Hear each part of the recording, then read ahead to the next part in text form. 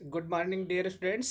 इस क्लास के तहत क्लास 11th के विद्यार्थी आज आप लोगों को एक प्रश्न दे रहे हैं, जिस प्रश्न को आप लोगों को अच्छे तरीके से तैयार करना है, उसको समझना है। देखिए, सबसे पहले आप जब चैप्टर पढ़ते हैं तो चैप्टर पढ़ने के बाद जो आपको प्रश्न दिया जाता है उस प्रश्न पर विचार करने की ज़रूरत होती है। ठीक, सबसे पहले हम उसके बारे में क्या करते हैं, थिंक करते हैं।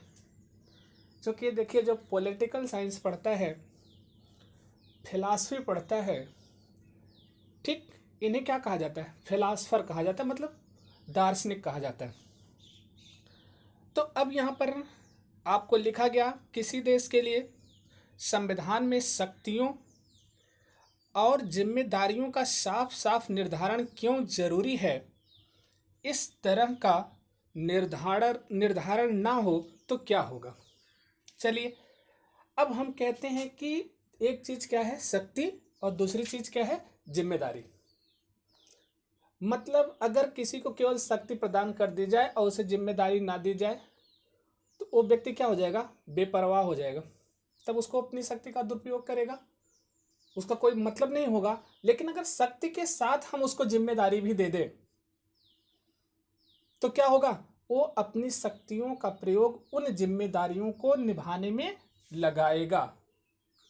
ठीक, नहीं तो शक्ति तो है लेकिन कार्य ही नहीं है। अगर जिम्मेदारी नहीं है इसका मतलब क्या है, कार्य नहीं है। या कार्य करेगा भी तो जिम्मेदारी से नहीं करेगा। अगर जिम्मेदारी से नहीं करेगा तो उसका फल क्या होगा, निगेटिव होगा। तो यहाँ ये चीज जरूरी है। जैसे आप हैं, आपको विद्यार्थी बनने की शक्ति है, पावर दे दिया गया, ठीक, कि आप स्कूल जाओगे, स्कूल से वापस आओगे। लेकिन आपके पास ये जिम्मेदारी नहीं दी गई कि आपको पढ़ करके अच्छा नंबर भी अर्जित करना है। तो आप सोचिए, आप पढ़ाई करेंगे क्या।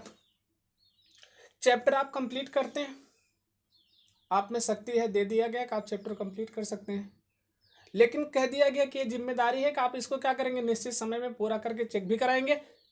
तो इसका मतलब क्या हो गया, ये जिम्मेदारी आपकी हो गई, तो शक्ति के साथ आपको के ऊपर जिम्मेदारी दी गई।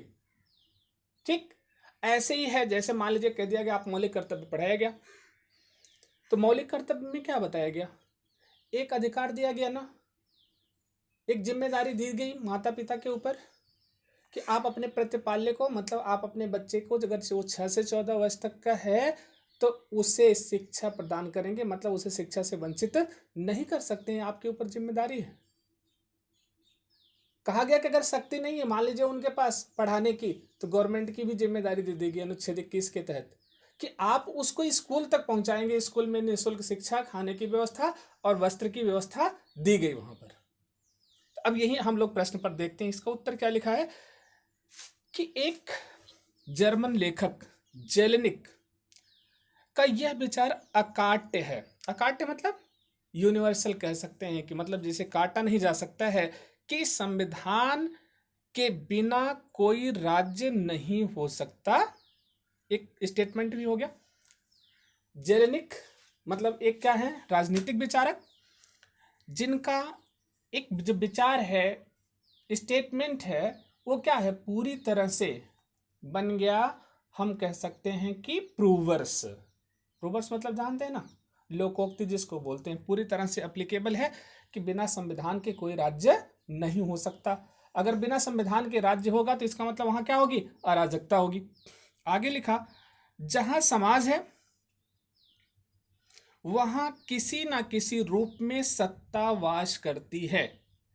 अगर समाज है तो समाज का मुखिया होगा, और मुखिया होगा तो उसके पास क्या होगी, शक्ति होगी, जो लोगों में के सुसंगठित व सुव्यवस्थित जीवन को संभव बनाती है।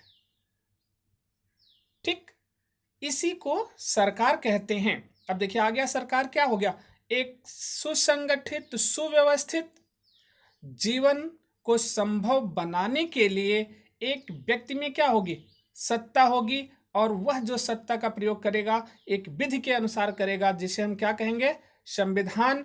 और वो व्यवस्था जो संचालित करेगा उसे सरकार कहते हैं। सरकार का अर्थ है क्या, अब बात आती है। आगे लिखा, इसके 3 अंग हैं। अगर कभी जब सरकार की बात आती है तो सरकार के कितने अंग हैं, 3 कार्यपालिका, व्यवस्थापिका मतलब विधायिका, इसके बाद न्यायपालिका। मतलब 3 आधार स्तंभ हैं सरकार के, कि कार्यपालिका है, व्यवस्थापिका है और न्यायपालिका है। सभी अंगों में अधिकारी गण होते हैं। मतलब इन अंगों में क्या होते हैं? अधिकारी होता है, इनका प्रमुख होता है, उनके सहायक होते हैं, जो अपनी शक्तियों का प्रयोग करते हैं तथा अपने दायित्वों को पूरा करते हैं। अब देखिए, शक्ति का प्रयोग करते हैं, दायित्व मतलब कर्तव्य को पूरा करते हैं। संविधान में उनकी शक्तियों व दायित्वों का स्पष्ट वर्णन किया गया है ताकि शासन सुचारू रूप से चलता रहे। दोनों चीज हैं, शक्तियों का भी और दायित्वों का भी स्पष्ट उल्लेख किया गया है, जिससे कि व्यवस्था अच्छे तरीके से चलती रहे। यदि संविधान ना हो तो अराजकता की स्थिति आ जाएगी, जिसमें मानव जीवन जैसे इंग्लैंड में हॉब्स ने कहा है, अकेला, गंदा, ठीक है, विवश, पाशविक व लघु हो जाएगा।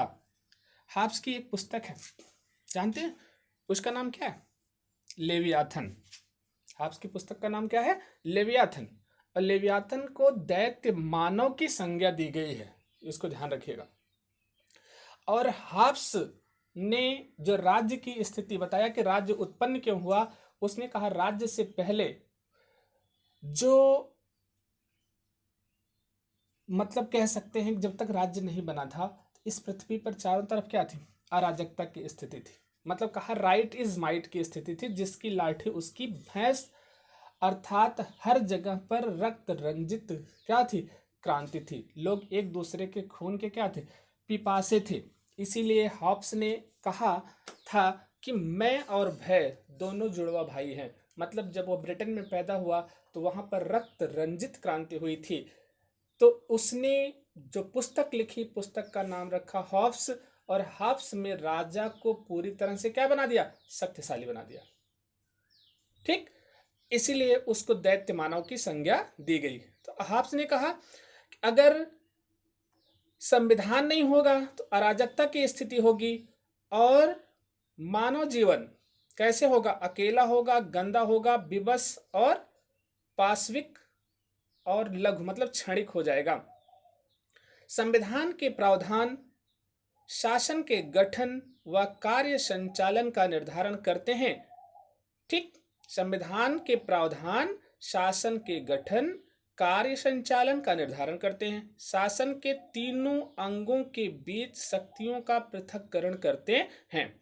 मतलब सेपरेशन ऑफ पावर, जैसे कहते हैं शक्ति निर्धारण संविधान करता है, शक्ति का विभाजन, कि विधायिका के पास क्या होगी, कार्यपालिका के पास क्या होगी, न्यायपालिका के पास क्या होगी। समझ में आया? तथा इस ऐसी व्यवस्था भी करते हैं कि एक अंग अन्य अंगों पर अपना नियंत्रण रखे ताकि संतुलन बना रहे। अब देखिए, ऐसे स्प्रिंग की भांति सस्पेंसर से एक दूसरे को जोड़ दिया गया है कि डिसबैलेंस ना होने पाए। एक अगर शक्ति का दुरुपयोग करे तो दूसरा उसके ऊपर क्या लगाए? लगाम लगाए।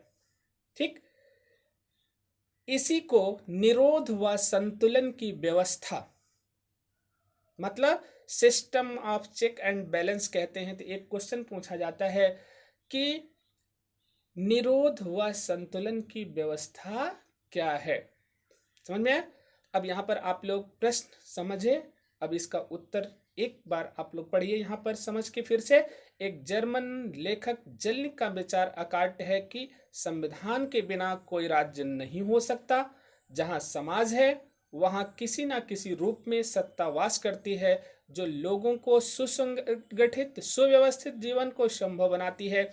इसी को सरकार कहते हैं। सरकार का अर्थ है उसके 3 अंग, कार्यपालिका, व्यवस्थापिका व न्यायपालिका। सभी अंगों में अधिकारीगण होते हैं जो अपनी शक्तियों का प्रयोग करते हैं तथा उनके दायित्वों को पूरा करते हैं। संविधान में उनकी शक्तियों व दायित्वों का स्पष्ट निर्णय वर्णन किया गया है ताकि शासन सुचारू रूप से चलता रहे। यदि संविधान ना हो तो अराजकता की स्थिति आ जाएगी, जिसमें मानव जीवन, जैसा इंग्लैंड में हाब्स ने कहा, अकेला, गंदा, विवश, पाशविक व लघु हो जाएगा। संविधान के प्रावधान शासन के गठन व कार्य संचालन का निर्धारण करते हैं। शासन के तीनों अंगों के बीच शक्तियों का पृथक्करण करते हैं तथा ऐसी व्यवस्था भी करते हैं कि एक अंग अन्य अंगों पर अपना नियंत्रण रखे ताकि संतुलन बना रहे। इसी को निरोध व संतुलन की व्यवस्था कहते हैं, मतलब system of check and balance. Okay, तो अब इतना आप लोग लिख करके इसको तैयार करेंगे। कल आप लोगों को मल्टीपल चॉइस क्वेश्चन भेजे थे, आज आप लोगों को इसको भेज रहे हैं। आप लोग इसको लिख करके पूरी तरीके से तैयार करेंगे। Okay, thank you for this class.